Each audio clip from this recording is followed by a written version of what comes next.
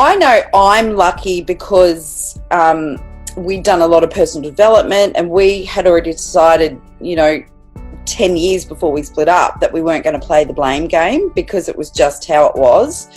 You had some pretty traumatic stuff happen to you. So how did you not blame him or be upset with him, or how did you come to that mindset? I feel now, looking back, and like you, having done a lot of work on myself, there's two people in every relationship. And whenever I sit down with a client, if they blame the other person, I don't want to work with them, because there's two people in a relationship. So both of us need to take some form of responsibility for what's happened. In my instance, I knew what was sort of going on.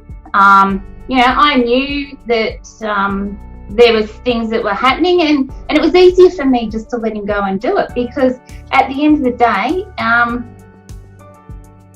I wanted to be myself. I'd sort of probably fallen out of love with him. The stress was getting too much. So in my case, my ex-husband was, liked to have a bet. So he'd just go off and have a bet, or he'd go to the casino, whatever the case may be. And I knew he was going, and I allowed him to go. So I have to take responsibility that the demise of our relationship come about from,